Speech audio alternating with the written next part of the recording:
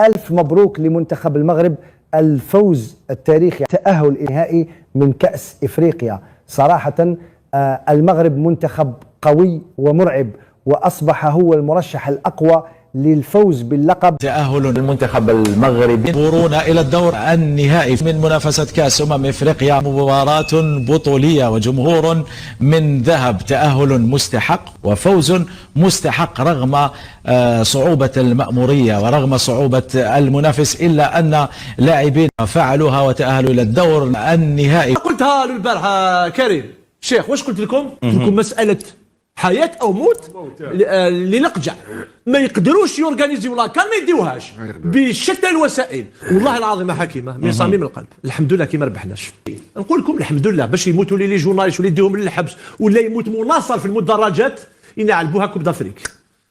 حبيتوا تديوها انتوما، اديو لا كوب دافريك بالمواقف تاعكم المخزية، تبقى وصمة عار في التاريخ، في تاريخ افريقيا، في تاريخ العرب، في تاريخ المسلمين.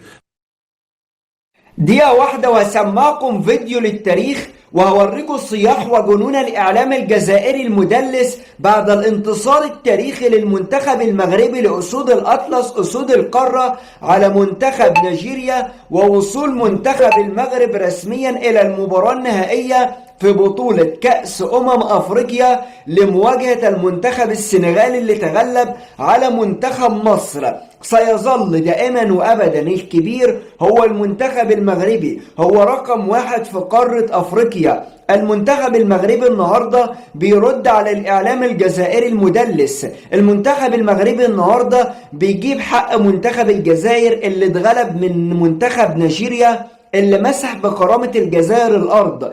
أديكوا شفتوا النهاردة منتخب نيجيريا بيخضع للمنتخب المغربي. لاعيبة نيجيريا النهاردة كان لا حول لها ولا قوة في المباراة بسبب قوة المنتخب المغربي وشخصية لاعبي المنتخب المغربي أسود الأطلس. كل التحية وكل التقدير للمغرب ولشعب المغرب العظيم. والله العظيم ثلاثة، المنتخب الوحيد اللي تراهن عليه وانت رافع راسك فوق هو المنتخب المغربي. المنتخب اللي يرفع راسك امام الدنيا كلها هو المنتخب المغربي. اقوى منتخب عربي، اقوى منتخب افريقي بلا منازع. ادي النهارده مصر بتخرج، قبلها الجزائر وقبل منهم تونس. مفيش غير الكبير هو المنتخب المغربي اللي يشرفك ويرفع راسك. الاعلام الجزائري المدلس اللي طلع قبل المباراة قال لك هنشجع نيجيريا. الاعلام الجزائري الكاره والحاقد اللي قال لك بان المغاربة بيفوزوا بالتحكيم. اديكوا شفت يا مدلسين النهاردة المنتخب المغربي. شكرا للمغرب ولشعب المغرب، مليون مبروك ليكوا بالله.